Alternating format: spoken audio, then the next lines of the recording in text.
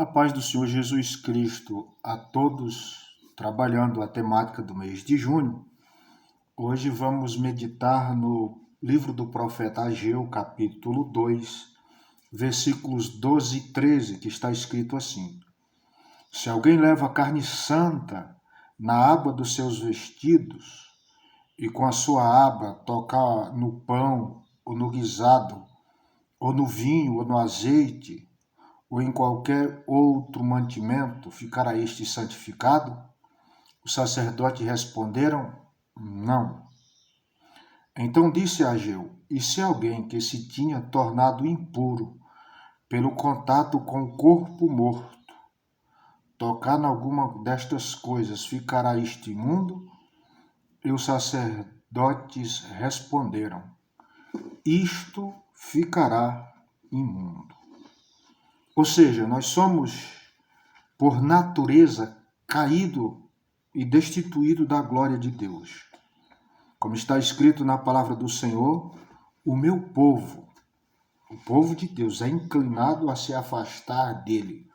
Imagina nós, que somos hoje igreja do Senhor, mas que antes nós éramos gentios. E aquilo que nós aprendemos por tradição e costume dos nossos pais, muitas das vezes, ou quase 100% de todas elas, vai contra a palavra de Deus e entristece a Deus e desobedece à Bíblia. Então o sacerdote está dizendo que se uma coisa santa tocar numa coisa imunda, ela se tornará santa? Não, pelo contrário, se tornará imundo. E se uma coisa imunda tocar numa coisa santa, o mesmo processo acontece. Por quê? Porque a semente do mal está dentro do ser humano.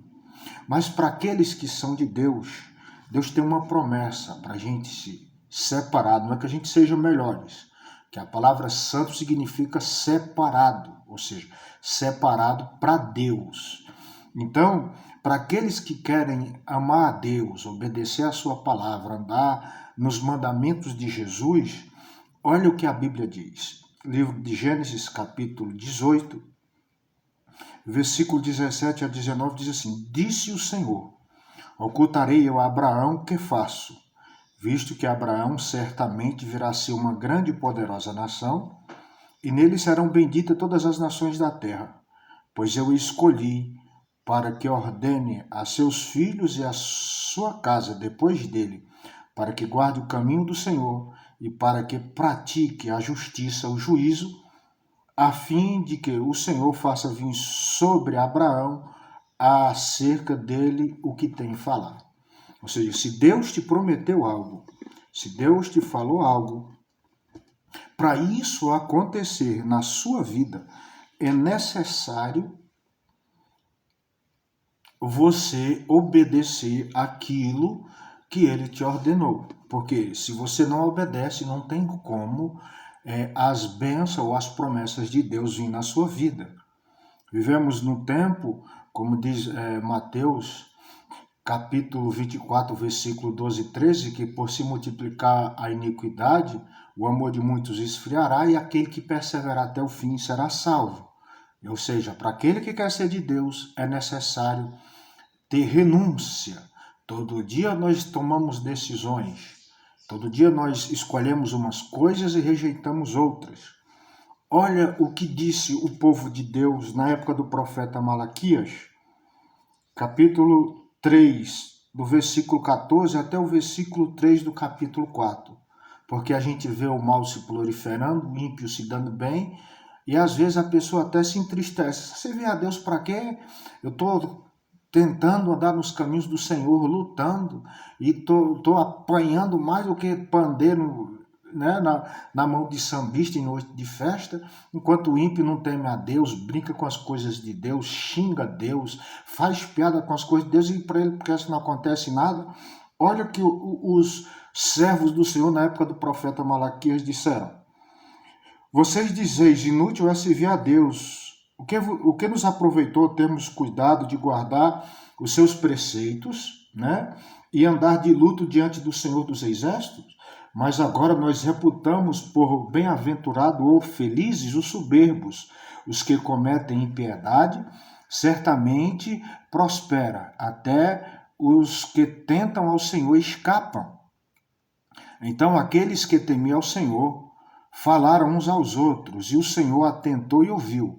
Um memorial foi escrito diante dele para os que temiam ao Senhor e para os que se lembravam do seu nome.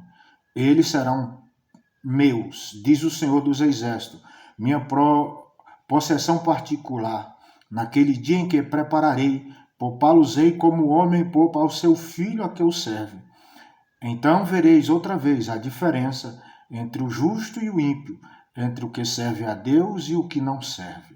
Certamente aquele dia vem, arderá como fornalha, todos os soberbos, todos os que cometem impiedade, serão como restolho, e o dia que está para vir os abrasará, ou seja, o queimará.